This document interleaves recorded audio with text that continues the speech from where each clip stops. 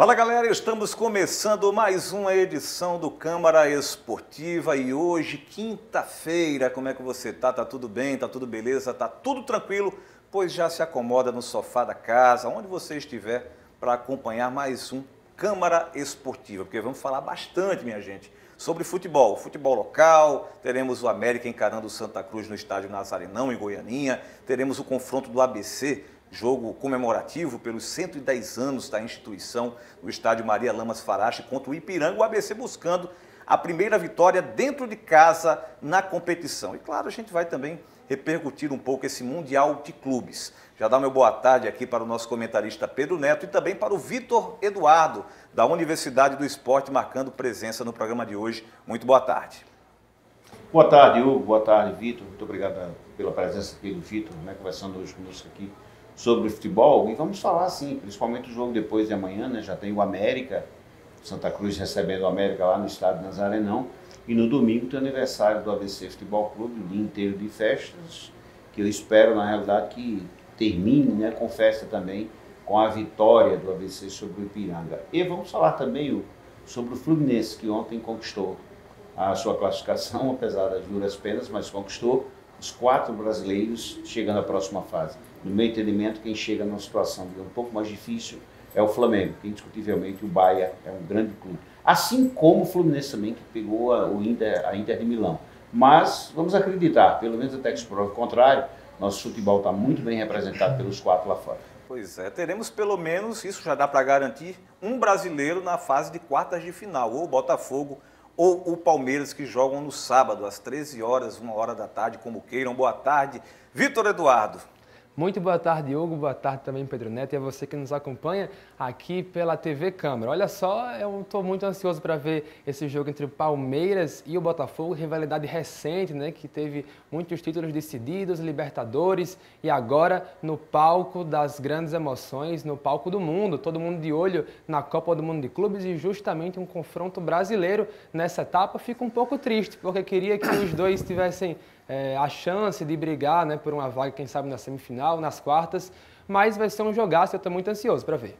Pois é, então iniciando com o tema Copa do Mundo de Clubes, a gente tem que destacar, como o Pedro bem disse, Vitor, a classificação do Fluminense, que é importantíssima, apesar de não ter performado também, não apresentou um belo jogo de futebol, mas acabou se classificando. E isso é muito importante. E mais importante ainda para o nosso futebol, para nós, enquanto potiguares, termos aí o Ignácio, que é cria da terra, Pedro Neto, aí como o melhor jogador da partida. É verdade, é um jogador que se destacou aqui, com Ras Novos, veio para o Força e Luz foi para o Açu, do Açu Sub-23 do Bahia foi vendido para o Peru, foi a Aliança, é isso? Sporting Cristal. Cristal do Peru, e o Fluminense o contratou. E ontem nós tivemos a grata surpresa, talvez para alguns, para mim não, de vê-lo escolhido melhor em campo. Ele vem jogando uma bola federal e ontem teve a oportunidade de mostrar tudo isso. Eu torço bastante e fico super feliz de ver que é um jogador bastante voluntarioso, começou como volante, veio para zagueiro, deu muito certo. E ontem, não brinque não, o cara substituir Thiago Silva não é fácil. E o Ignácio jogou tão bem que foi escolhido melhor em campo. E aí o Renato vai ter uma dor de cabeça boa, porque o zagueiro que atua ali como quarto zagueiro pelo lado esquerdo, é o Fuentes, que a torcida do Fluminense não gosta tanto. Porém, é o atleta que atua por ali. Pelo lado direito tem o Thiago Silva.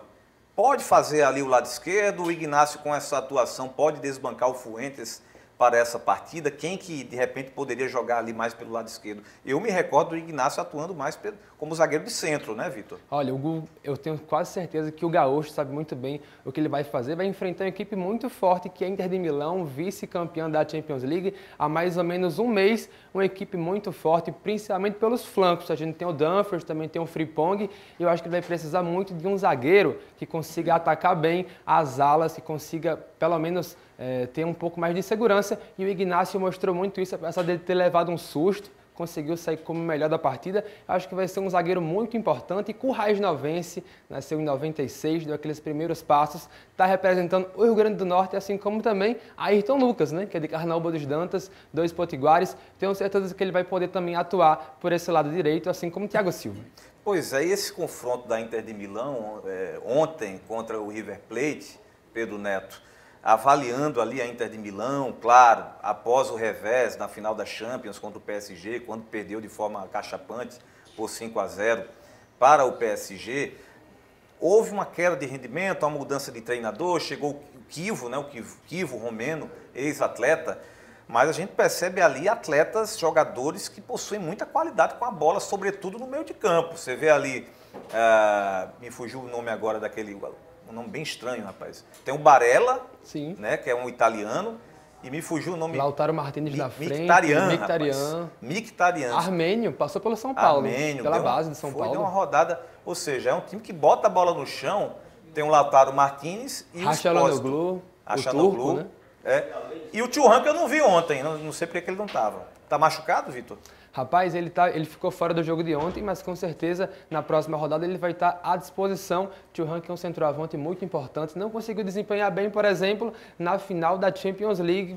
Ele é um centroavante um pouco mais pesado. A Inter tem essa característica. São dois centroavantes um pouco mais pesados. O Lautaro com um pouco mais de mobilidade e o Thuram sendo aquele de mais finalização.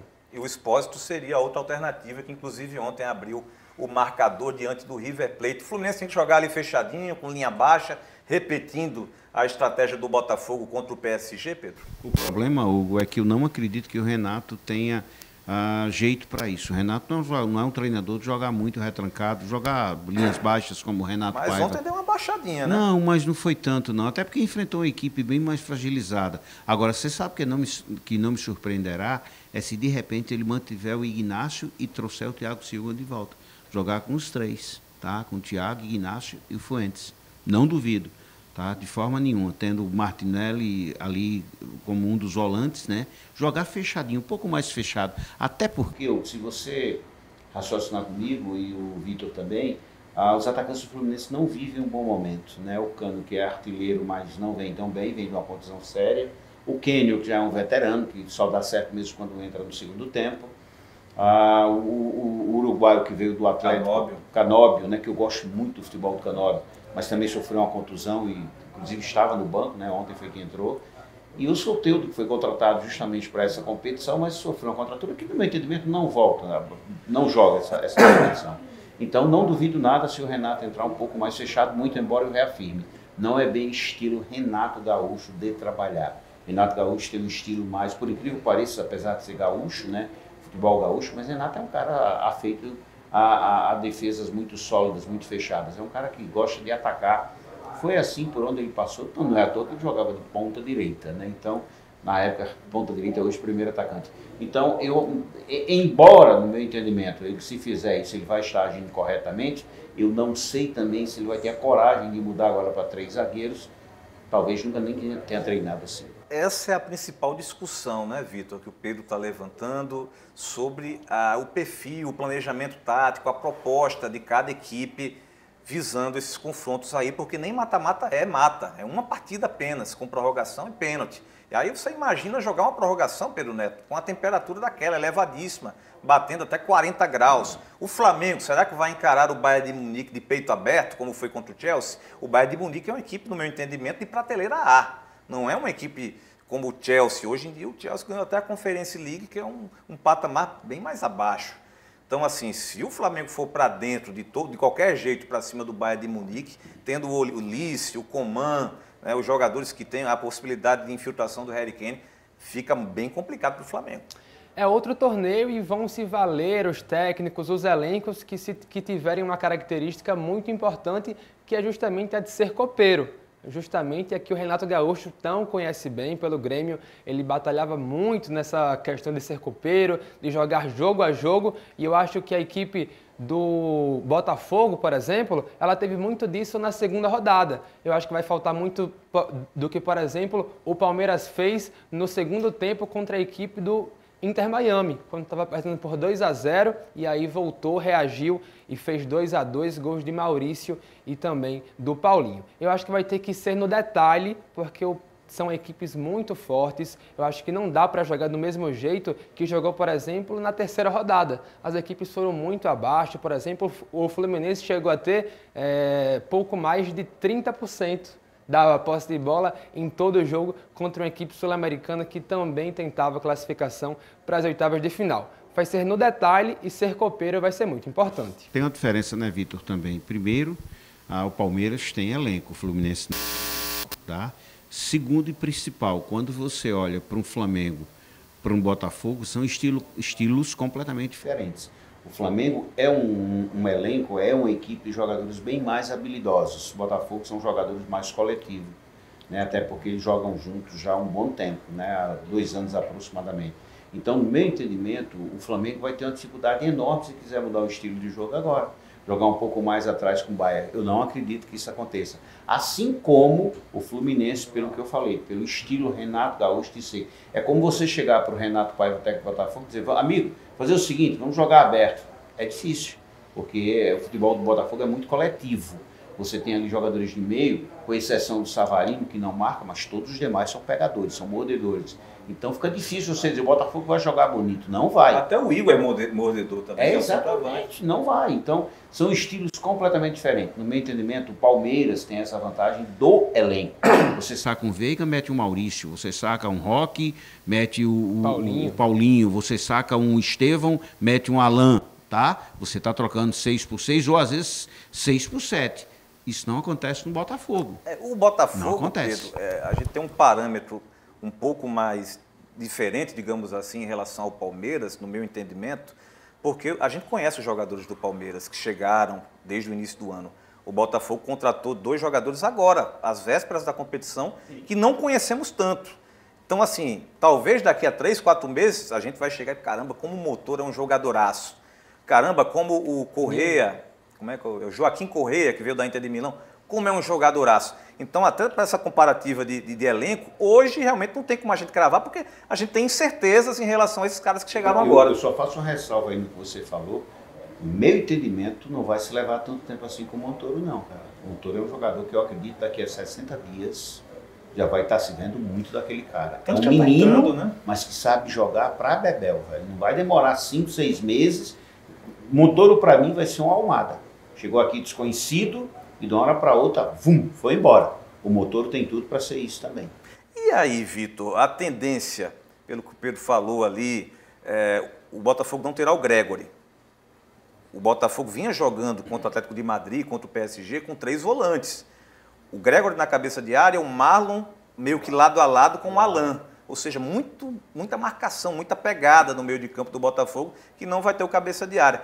Ele, por enfrentar, o Renato Paiva no caso, um time brasileiro, o Renato Paiva vai voltar para um 4-4-2 clássico ou vai manter os 3 volantes, de repente colocando o Danilo no lugar do Gregori ou o Newton? Eu acho que o Renato ele vai se adaptar ao que o Palmeiras propôs. E, por exemplo, a gente pode ver até uma formação, quem sabe, com um jogador a mais nesse sistema defensivo. O Newton, por exemplo, tem se mostrado um 12º jogador muito bom quando exigido. Ele que, por exemplo, jogou aqui em 2022 contra a equipe americana pela Série D, cresceu muito na carreira, chegou com uma incógnita ao Botafogo, uma aposta talvez, mas tem se mostrado um jogador muito bom para a equipe alvinegra e eu acho que será um ponto muito importante para o alvinegro de General Severiano, quem sabe vencer a equipe do Palmeiras na próxima rodada. Estão cogitando o Montoro, como titular pelo lado esquerdo, aí voltaria para o 4-4-2, sem os 3 volantes. Estão cogitando até o Cuiabano como um quarto homem pelo lado esquerdo. O Cuiabano seria o Davi aqui do América, né? Mas o Cuiabano, com todo respeito ao Davi e Gabriel, ele já vem dando certo essa dobradinha com o Alex. Mas eu digo a forma de improvisar, jogar. Exato. Seria isso. O que é que você acredita, Pedro? Eu acredito no Montoro. Abrir mão dos 3 volantes? Dos 3 volantes para jogar contra o Palmeiras, porque por ser um time brasileiro, então eu acredito muito, até porque o Palmeiras também não joga com 3 volantes, né? O Palmeiras joga com 2 volantes apenas e principalmente joga muitas vezes com 3 atacantes, tá? Então aí é que ele deve jogar, ele que eu digo, o Renato, jogar com 3 volantes, não. Você vai propor a mesma coisa que o adversário, você vai jogar também em marcação alta, lá em cima, tá? Muito embora o Botafogo ainda não tenha visto o Botafogo fazer isso, é diferente de um Fluminense que faz com frequência, de um Flamengo que faz com frequência. Mas, no meu entendimento, o Botafogo e Palmeiras têm um lado bom, é que se conhecem. É diferente de você pegar um Flamengo para jogar com o Bayern, muito embora nós conheçamos o Bayern de televisão, mas você nunca enfrentou o Bayern. É o Fluminense enfrentar a Inter de Milão. Só o nome já assusta. Hoje um jogador do Botafogo vai jogar com o Palmeiras, ele não se assusta, porque ele está habituado a jogar e vice-versa. Tá? Então, no meu entendimento, tanto o Botafogo como o Palmeiras ganharam muito na hora que tem o confronto entre os dois. Vamos torcer pelo bem dos times brasileiros nessa Copa do Mundo e aproveitando o ensejo para falar, claro, do nosso futebol local, porque no sabadão, Vitor Eduardo, o América mede forças contra o Santa Cruz de Natal. O que esperar dessa partida? Esperar uma partida, mais uma vez, muito equilibrada. Eu acho que não vai ser nem tão muito para a equipe do Santa Cruz, nem tão pouco para a equipe americana. Jogo lá no estádio Nazarenão, onde a equipe do Santa Cruz costuma jogar muito bem. Perdeu apenas uma vez para o time do Central, que já é muito acostumado a jogar em gramados um pouco mais íngremes e irregulares, que é o caso do estádio Nazarenão, lá em Goianinha. Eu acho que a equipe do Santa Cruz vai se ater principalmente à velocidade, como eles fizeram muito bem quando as equipes se enfrentaram lá pelo Campeonato Potiguar. Aposta na velocidade, por exemplo, do ponta Matheus Bambu, ou como, por exemplo, também do meia Thalisson, jogador que está marcando muito pela equipe do Santa Cruz. Já pelo lado americano, é se esperar também um pouco mais de esperança, né? Um pouco mais de retenção, botar um pouco mais de velocidade no ataque, testar também algumas caras novas. A gente tem, por exemplo, um desfalque na lateral esquerda. Davi Gabriel não vai poder jogar, está suspenso pelo 3º cartão amarelo, então espera-se um jogo mais físico e, portanto, o zagueiro Lucas Gabriel, ou melhor, Lucas Rodrigues, seria quem eu escalaria. Um jogo mais físico e não esperaria, não contaria com, por exemplo, Renan Siqueira, que está com um problema no seu joelho. Renan Siqueira bem, já deixa a desejar, vale vindo de lesão, hein, Pedro? É verdade, concordo com você. É difícil na realidade. Eu poderia começar, né? Se fosse o Moacir Júnior, por que não o próprio Guilherme Paraíba fazendo um pouco um zagueiro pelo lado esquerdo também. Mais defensivo. Mais defensivo, é uma. Está liberando um pouco mais o Souza, ele entraria com 3-5-2 praticamente ali, com 2 volantes de contenção, o Aruá e o Ferreira, né, com 3 zagueiros, liberando assim os 2 alas, colocaria o Lucas para a esquerda, abrindo aquele espaço todo ali. No meu entendimento, é bem mais interessante que você ter o Renan Siqueira, como você bem disse. Se ele inteiro já não é tão garantido assim, você imagina ele meia boca, né? E um detalhe, né, o América tem um problema seríssimo de jogadores pelos lados do campo. Então, sabe, para mim, de todos eles, o melhor está fora, que é o Henrique. Não é o melhor, digamos que o menos ruim hoje é o Henrique. Porque o Thiaguinho nunca consegue começar bem uma partida, a mesma coisa vale para o Everton. Caiu muito, né, o Thiaguinho? Caiu. Aí você diz, Pedro, e o Dudu? Onde é que entra nessa equipe? Eu começaria com o Dudu como esse terceiro homem de meio, fazendo meio de campo ali, junto com o terceiro, não, quarto homem de meio. De repente você vai ali para se ele não quiser jogar com os 2 alas, né, o Moacir no caso, ou com 3 zagueiros, ele pode fazer o Dudu como quarto homem de meio. Dudu é o jogador de um jogo só? Até agora tem sido, né? Aquela primeira partida contra o 13. E eu digo mais, talvez o primeiro tempo, porque o segundo ele já não foi o mesmo. Mas eu também acho muito que o Dudu está sendo forçado em uma função que não é dele. Que é pelo lado do campo, né? Dudu é aquele cara que ele vai ajudar o Souza. O Souza, muitas vezes, ele vem buscar uma bola na cabeça da área e o Dudu serve justamente como aquele camisa 10 para o camisa 8. Eu acho que essa era a função dele e, quem sabe, essas 2 semanas sirva para ele colocar um 4-4-2, por que não? O Dudu jogando por dentro, né? Exatamente. Jogando por fora, ele não, você vê que ele não tem cacuete, né? Quando você procura ele lá na ponta, ele já está no meio, né? Então, porque ele não faz a dele. Não faz. E até defensivamente, ele não, essa recomposição é mais lenta. Ele não recompõe, então é difícil mesmo. Pois é. Olha, e falar do ABC Futebol Clube, minha gente, o ABC buscando... Veja só, a gente chegando na metade da Série C, o ABC ainda não venceu dentro de casa. Claro que o desempenho fora é um dos melhores da 3ª divisão, mas dentro de casa, em contrapartida, é um dos piores. A pressão é muito grande, né, Vitor, para esse jogo? Muito grande, é dia de festa, né? Domingo, aniversário, dia 29 de junho, aniversário do mais querido. Vai completar 110 anos, mas também vai fazer 105 dias sem vencer dentro do estádio Maria Lamas Farache. São aí são 3 meses sem vencer dentro da sua casa e o torcedor vai ficando muito chateado, muito insatisfeito, principalmente quando você olha para os números do técnico Evaristo Pisa, são 13 jogos e apenas 2 vitórias. Está esquentando muito a batata do técnico e é um tiro curto, né?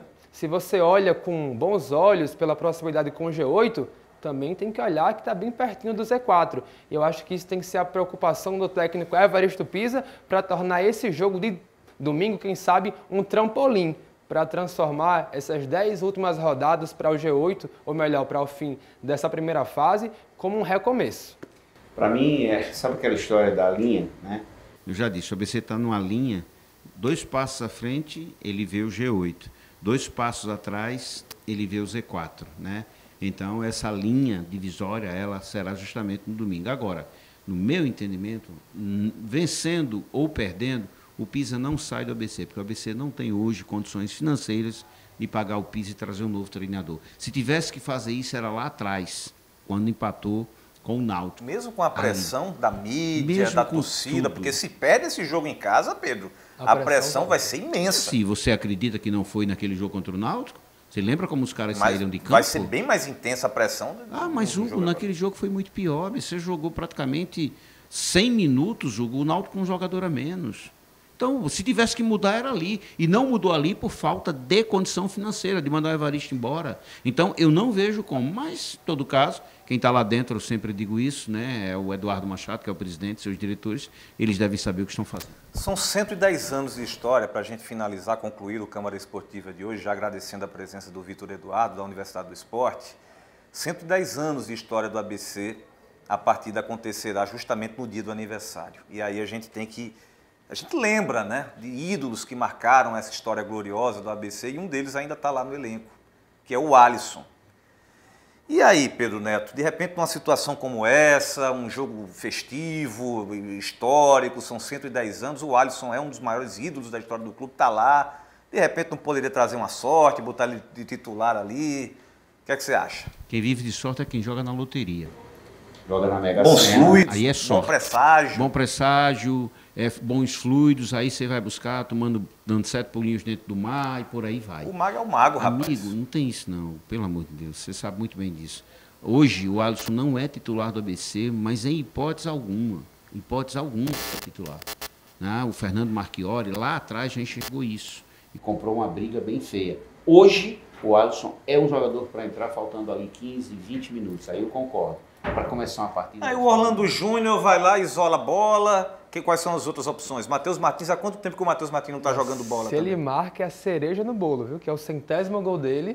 Justamente 100 anos. No aniversário de 110 anos do mais querido. Quem é que está bem à frente do Alisson, Pedro Neto? Eu sei que você... Como ídolo? Não, no desempenho dos atacantes do ABC, quem está com o desempenho aí, né? Bem à frente do Alisson? Não é bem à frente, Hugo. Na realidade, por exemplo, o Matheus Martins, né? Ele é um jogador extremamente insinuante. Extremamente mas insinuante, teve uma quedazinha, não teve? Teve, mas é um jogador extremamente insinuante. O ABC tem 2 atacantes que contratou agora, que no meu entendimento são 2 bons atacantes. Tanto o Gênison como o Ítalo, tá? Eu não posso falar tanto do Ítalo, a não ser que eu ouvi e assisti a alguns jogos, o Gênison não. Esse, desde o início do ano que eu digo, se o ABC está procurando um atacante, por que não trazer o Gênison, que o ano passado, dentre os 13 atacantes que tinha, foi o único que você enxergou alguma coisa de positivo. Então, eu não vejo hoje o Alisson como titular por isso. Você falou no Orlando Júnior. O Orlando Júnior começou muito bem, mas parece que o banco fez mal a ele. Tanto é que quando ele entra, ele sempre entra muito mal. E o Joãozinho é uma piada de mau gosto do técnico colocá-lo como 9, né? Porque Joãozinho, com aquele tamanho, meu amigo, como 9 é brincadeira. Falta alguém aqui dizer, contra-argumentar que o Romário é pequeno. Qual o problema? O Romário era pequeno. Só tem uma... Desculpe. Todo mundo contra-argumenta assim. Só tem uma diferença, Hugo, é Romário. É Romário. É uma exceção, né? E Joãozinho. O nome já diz, Joãozinho, Zezinho, mas Manezinho. Sempre argumentam isso, né? Pelo amor de Deus. O próprio Ítalo, ele tem uma estatura um pouco mediana para baixo, como verdade. Também Joãozinho teve 2 boas oportunidades, não por ele ter altura de cabeça, mas pelo posicionamento.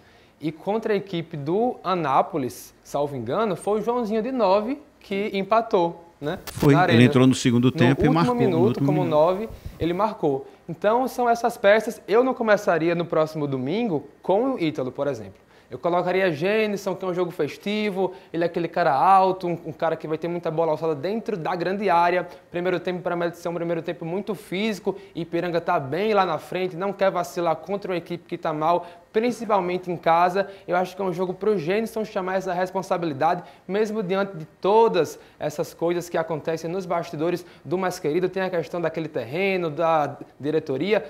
Tudo conspira para que seja um jogo muito tenso para o Mais Querido. E eu acho que o Gênison, por conhecer todos esses trâmites todos, ele pode ser o diferencial para o ABC vencer na primeira etapa. Muita gente vai discordar de mim, é uma opinião bem impopular. Hoje em dia, né? Quem diria que seria uma opinião impopular, mas sei lá, pelo contexto, pela circunstância, 110 anos, o Alisson precisando de um gol para fazer o 100º, eu iria de Alisson. Eu iria de Alisson. De 9? Não de 9 não, mas ali pelos lados do campo, de repente pode até ser pelo lado direito, mas respeito demais a opinião de cada um, entendo que o Alisson caiu bastante em rendimento em relação ao auge, mas sei lá, algo até meio que na superstição, viu, Pedro?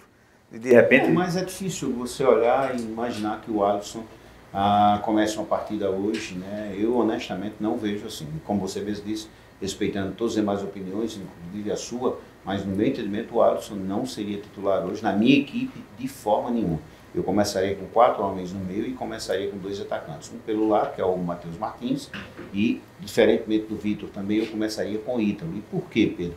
Porque o Ítalo é um jogador que o próprio Evaristo já o conhece, porque trabalhou com ele. E o Gênison, a última partida oficial do Gênison foi em fevereiro.